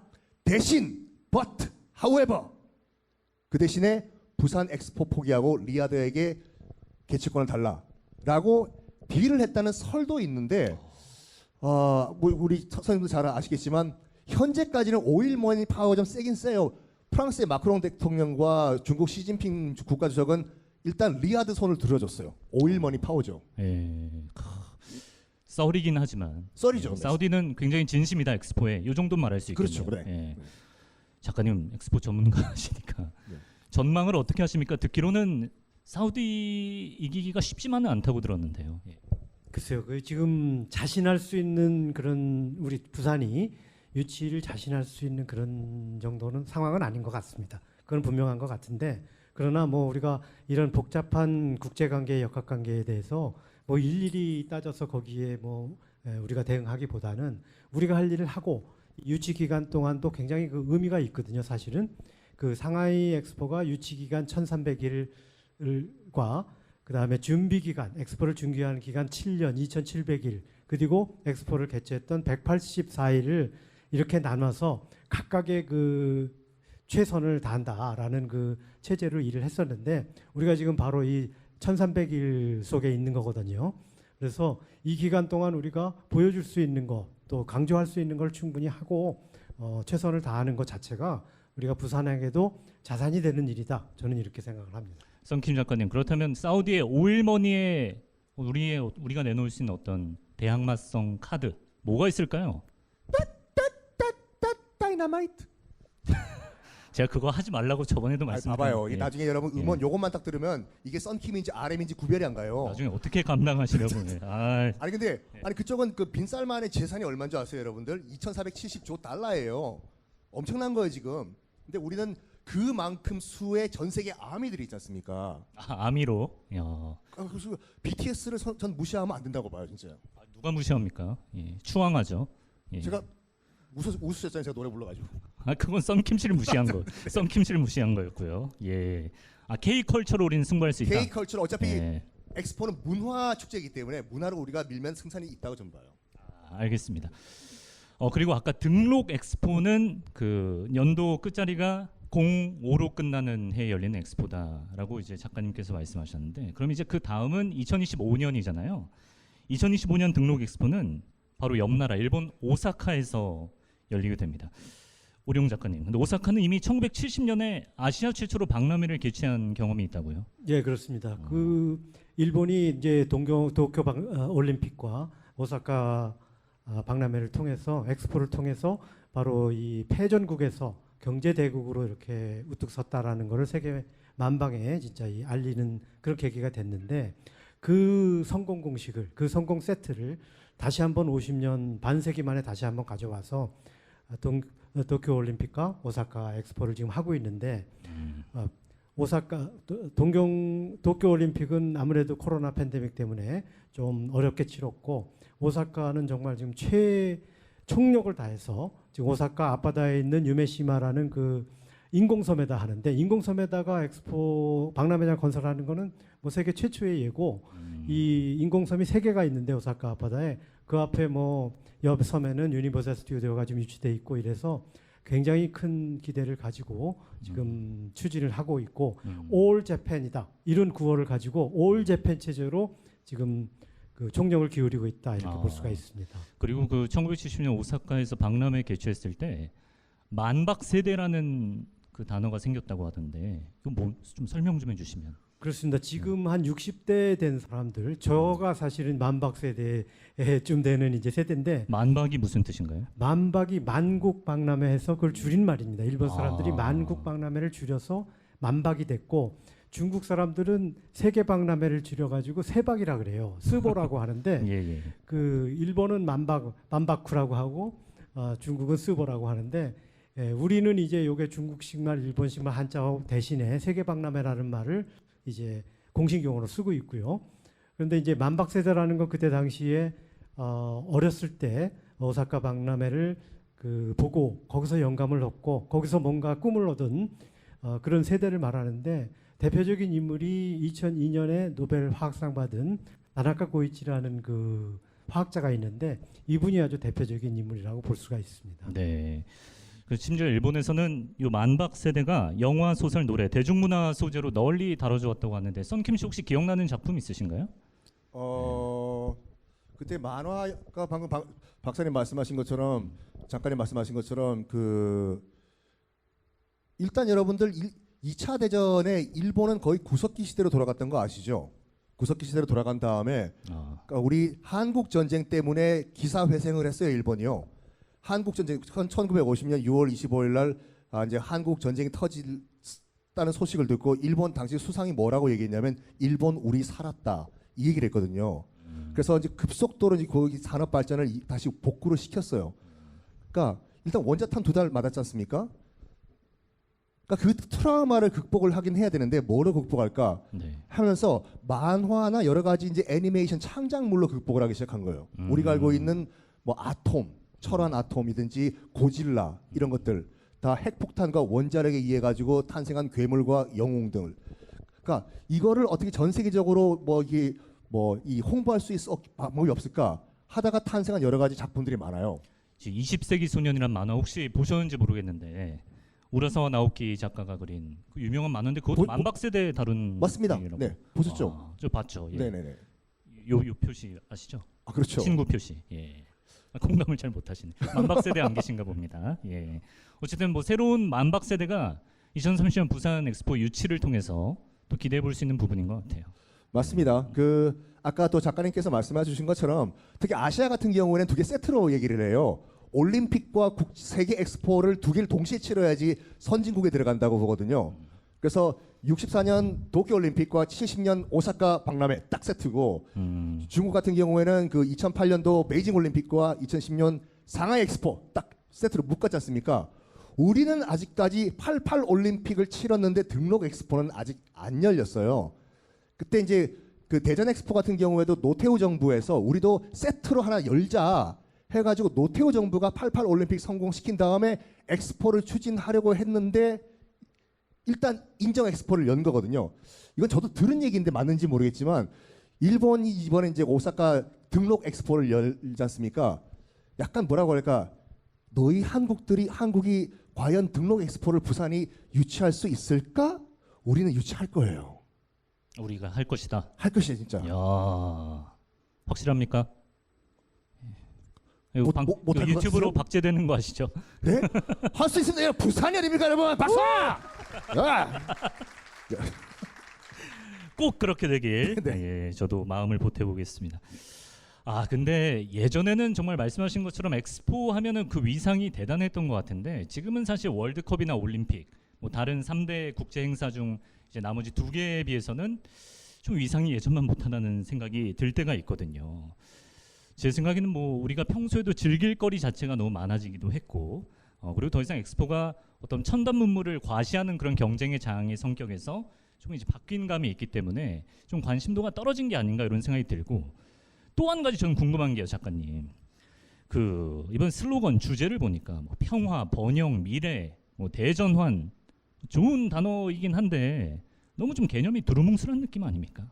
왜 네, 좀 이렇게? 막연하게 들리고 추상적이라고 이제 생각하실 수도 있는데 이거 사실은 현대 엑스포의 트렌드라고 볼 수 있습니다. 이렇게 포용적이고 포괄적인 주제를 가지고 접근하는 것이 인류의 공통 과제를 같이 고민하고 논의하고 해결책을 찾아본다 이런 의미로 접근하는 것이 지금 현대 엑스포의 특징이고 방금 말씀하신 것처럼 이제 올림픽과 월드컵이 엑스포와 같이 이제 세계 3대 대표적인 그 대형 국제 행사로 이렇게 치는데 네. 사실 올림픽이나 월드컵은 짧은 기간 동안에 열리는 스포츠 행사라서 아주 세계적인 집중도가 뭐 굉장히 높은 거고 또 거기에 수반되는 여러 가지 중계권료라든지 이런 것들이 메커니즘이 좀 다른 거고 이 엑스포는 6개월 동안에 이렇게 열리기 때문에 사실은 그런 집중적인 관심도보다는 어떤 산업의 성장 엔진이 되는 역할 또 이 그 국가의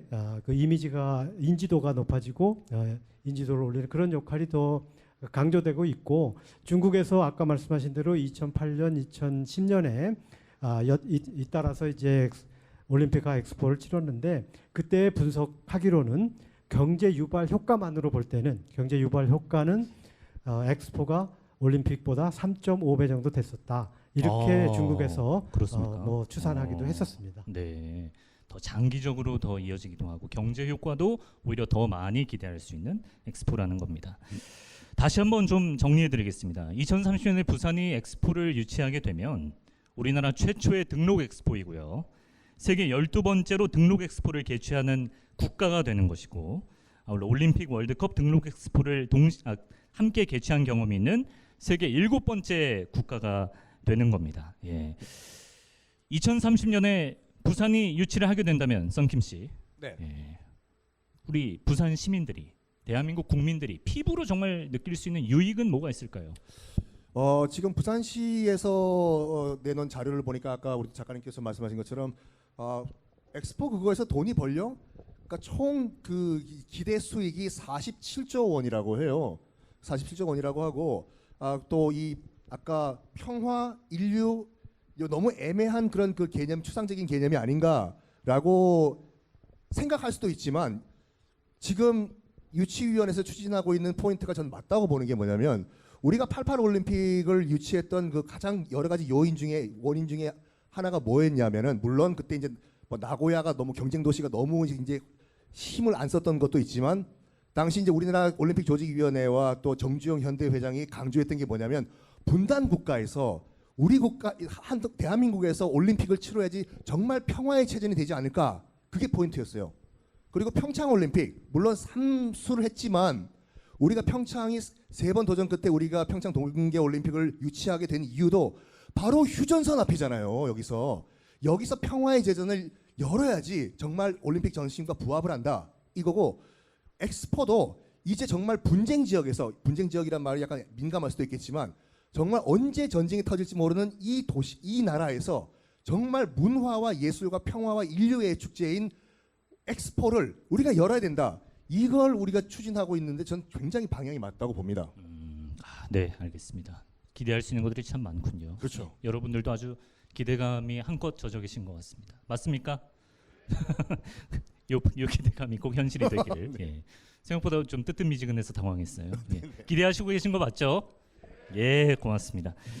자, 이번에는 오늘 강연 함께해 주신 청취자 여러분들의 질문, 또 현장에 찾아와 주신 분들의 질문을 좀 즉석에서 두 분께 좀 물어보는 시간을 가져보도록 하겠습니다. 김지용 님께서 사전에 보내주신 질문이 있는데, 김지용 님 혹시 현장에 와 계신가요? 예, 계시면 손을 한번 높이 들어주시면 될 것 같은데. 네, 고맙습니다. 예, 잘 안 보이는군요. 저 뒤에 계시네요. 아, 뒤에 오셨군요. 예, 반갑습니다. 제가 대신 질문을 한번 읽어드리겠습니다. 오룡 작가님께 드리면 좋을 것 같아요. 내년에 정년 퇴직을 합니다. 부산이 개최지로 선정된다면 서포터즈로 적극적인 기여를 하고 싶습니다. 이전 엑스포에서 개최지 지역민들의 역할이 빛난 순간이 있었는지, 그렇다면 어떤 식으로 활약을 했는지 궁금하네요라고. 예, 뭐 엑스포뿐 아니라 이런 대형 국제 행사에서는 서포터스라는 게, 자원봉사라는 게 필수 불가결한 아주 귀한 존재이고 반드시 있어야 되는 그런 일이죠. 그래서 뭐 아주 좋은 생각을 하고 계시다 이렇게 생각을 하고, 제가 여수에서 2012년에 여수 엑스포 때 보니까 그 서포터스들 많이 있었고, 또 여수 시민들이 엑스포 자체를 굉장히 많이 즐겼어요. 그래서 비행기 안 타고 가서 할 수 있는 세계 여행이다. 이런 개념으로 가면 먹을 것들을 또 파는 데들이 각국의 음식점들이 생기거든요. 그래서 그거를 매주 한 번씩 가가지고 한 50개국 음식 먹어봤다 이렇게 하는 사람들도 생기고 해서, 자원봉사든 아니면 또 어떤 식으로든 우리가 같이 동참하고 시민들이 같이 하는 것이 굉장히 뜻깊은 일이다 이렇게 생각을 합니다. 지역민들이 함께 발로 뛰고 또 마음으로 같이 응원을 보태는 게 그 유치에 있어서 정말 결정적인 요소라는 생각이 듭니다. 다음은 조미령님 혹시 현장에 와 계신가요? 조미령님께서 저기 뒤에 계시군요. 반갑습니다. 이분께서는 갑자기 좀 교육 상담을 썬킴 씨한테 엑스포에서요. 갑자기 예. 네. 저도 당황했는데요. 예. 일단 들어온 질문이니까 썬킴 씨, 아이가 고3인데 어떻게 하면 한국사 세계사 점수를 올릴 수 있나요? 라고. 근데 그걸 알면 제가 지금 노량진에서 강의를 하고 있겠죠. 근데 농담이고, 그 이제 고3 학생을 떠나가지고 이제 그 역사, 특히 뭐 한국사든지 세계사든지 역사를 공부를 하실 때는 이렇게 보시면 돼요. 역사는 굉장히 재밌는 과목이에요. 이거를 우리가 연도수 외우고 사람 이름 외우다 보니까 그냥 포기를 해버리는데, 솔직히 연도수와 사람 몰라도 돼요, 그럼요. 그러니까 이렇게 보시면 돼요. 요즘 이 우리 정치도 그렇고 사회 좋던 나쁘던 흥미로운 일들이 많이 벌어지고 있지 않습니까? 현재 우리가 사는 일들을 우리가 시사라고 해요. 과거에 살았던 옛날 사람들의 삶을 우리가 역사라고 하거든요. 지금 우리가 사는 삶과 똑같은 삶이에요. 그러니까 인간들의 이 인생 스토리들이거든요. 그거를 알맹이만 싹 빼버리고 연도수와 사람 이름만 외우다 보니까 이게 재미가 없는 거예요. 그래서 역사를 공부하실 때는 어떻게 공부하시냐면, 이 연도와 사람 넘어서 이 당시의 사람들은 도대체 어떤 생각을 가지고 어떤 데 웃고 어떤 데 울고 어떻게 사람이 살았나, 이렇게 보시면은 굉장히 스토리가 재밌어져요. 그리고 특히 빙의가 한번 돼보세요. 빙의가 예를 들어 가지고 내가 광해군이 대동법을 실시했다. 다음 중 대동법을 실시한 왕은 1번 광해군, 2번 영조, 이러면 안 된다니까요. 왜 그때 광해군은 다 대동법을 실시할 수밖에 없었나라고 여러분들이 광해군이 한번 돼봐요. 그러면 그게 여러분 피부로 와닿아요. 부산 CBS에서 빙이라는 표현을 쓰셨는데요. 예, 어쨌든 무슨 의미인지는 알겠습니다. 역사 속에 들어가 봐라. 역사 속에 들어가 봐라. 한 몸이더라. 제가 그 만회한 의미로서 하나만 더 말씀드리면, 예. 아까 지역사회 참여를 말씀하셨지 않습니까? 예. 우리가 도우미라고 하는 말 쓰잖아요. 그게 93년도 대전 엑스포에서 공식적으로 첫 공모에서 나온 거예요. 그 전만 하더라도 무슨 영어로 뭐 어시스턴트 할까 하다가 도움을 줄 수 있는 분들의 순 우리말 한번 우리가 공모를 해보자 해서 처음으로 그때 공모에서 당첨된 표현이 도움이란 표현이에요. 아, 이번에도 뭐 새로운 그런 참신한 단어 하나 만들면 좋을 것 같은데요. 자갈치아지매? 자갈치아지매. 자갈치아지매. 예, 알겠습니다. 고견 감사하고요. 질문을 하나만 더 저희가 소개해드리도록 하겠습니다. 이번엔 박은영님께서 보내주신 질문인데 혹시 계십니까? 박은영님께서 현장에는 안 계신 것 같은데요. 오룡 작가님께 약간 좀 날카로운 질문 같아요. 아니 이게 그렇게 엑스포가 좋은 기회인데 서울이나 수도권에서는 그럼 왜 유치를 안 했나요? 라고 물어봐 주셨습니다. 물론 엑스포는 이 도시가 하는 거지만 또 이게 국가 행사거든요. 그런데 사실 다른 나라들의 최근의 엑스포들을 쭉 보면 이 엑스포가 수도에서 열리는 것보다는 그 제2의 도시, 경제 수도, 또 해양 관문 도시 이런 데서 열리는 게 훨씬 더 많습니다. 그러니까 상하이나 오사카나 밀라노나 다 이 수도가 아니죠. 이런 데들이 훨씬 더 경제적인 어떤 그 탄력을 받는 이런 의미로 경제 수도에서 열리는 경우가 많고, 우리 부산이 최근에 제가 새로 나온 광고인 것 같은데 월드 엑스포가 가장 잘 어울리는 도시 부산 이렇게 카페가 뽑아져 있는데 전 정말 이게 와닿더라고요. 그래서 우리나라에서 한다 그러면 부산에서 해야 됩니다. 물론 뭐 인천도 하겠지만 앞으로 인천이 하기 전에 빨리 부산에서 먼저 해야 됩니다. 부산만큼 준비되고 적합한 곳이 없다. 그렇습니다. 이렇게 말씀하시는군요. 예, 고맙습니다. 자, 이제 순서를 마치면서 끝으로 두 분께서 덕담처럼 말이죠. 2030 부산 월드 엑스포 성공 개최를 위한 응원의 메시지라든지 당부의 이야기 한 말씀씩 해주시면 썬킴 씨부터. 예. 그러니까 우리 또 아까 MC께서 말씀하신 것처럼 참 안타깝지만 부산 엑스포가 부산 이외 지역에서는 아직까지 홍보가 좀 덜 된 것 같아요. 그래가지고 이거 누가 하겠습니까? 우리 부산 시민들이 직접 하셔야 되겠죠. 그러니까 부산 시민들이 조금 더 적극적으로 물론 우리가 이제 유치를 주도적으로 해야 되지만 전국적으로 부산 엑스포를 홍보하는데 우리 부산 시민들이 좀 많이 노력을 해주셨으면 감사하겠다. 그렇게 마무리하겠습니다. 네, 오룡 작가님께서도. 예, 지금 유치가 한참이고 거의 이제 딱 1년 남았습니다. 그래서 이제 일정도가 다 나왔는데 프레젠테이션이랑 현지 실사라는 게 있습니다. 그래서 부산에 와서 평가단들이 내년 4월 말에 부산에 와서 돌아보고 하는데 여수 엑스포 때도 이게 굉장히 중요한 역할을 차지했어요. 그때 중요한 평가 항목 중에 하나가 시민사회의 호응 또 지지 뭐 이런 것들인데 여수에서 사실 굉장히 사람 많이 동원해가지고 이 평가단들이 배를 타고 바깥으로 나가서 이렇게 도는 그런 투어도 있었는데 시민들이 전부 바닷가에 서가지고 깃발을 흔들고 뭐 이런 약간 좀 옛날식 같긴 하지만 네. 그런 것들도 다 연출해서 근데 실제로 그걸 받는 사람들은 엄청 감동합니다. 감동하는군요. 예. 그래서 어쨌든 뭔가를 보여줘야 되고 이 과정을 아까도 제가 말씀드렸지만 이 1300일의 이 유치 기간의 과정도 이 도시를 업그레이드 시키는데 중요한 역할을 할 수 있다. 되든 안 되든. 그래서 유치가 돼서 2700일 동안에 다시 이 도시를 다시 업그레이드 시키면 더욱 좋겠지만 만약에 그게 안 된다 하더라도 이 유치 과정 동안에 시민들이 하나의 마음을 뜻을 모은다. 이거는 굉장히 중요한 일이라고 생각합니다. 그 자체로도 굉장히 의미가 있다라는 말씀이었습니다. 네, 지금까지 썬킴, 오룡 작가 두 분과 함께했습니다. 두 분 말씀 고맙습니다. 네, 감사합니다.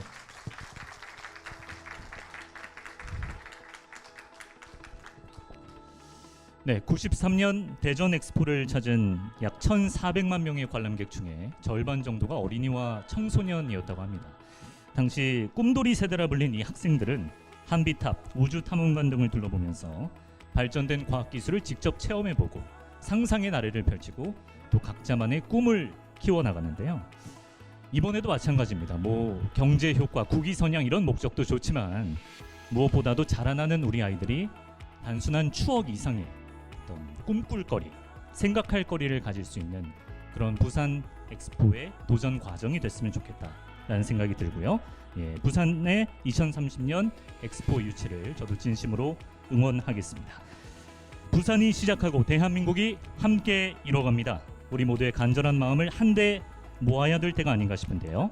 오늘 또 하나의 디딤돌을 놓아봤습니다. CBS 주식 콘서트 All About 엑스포 여기까지입니다. 긴 시간 함께해 주신 여러분 대단히 감사드리고요. 저는 사회의 CBS 아나운서 이강민이었습니다. 고맙습니다.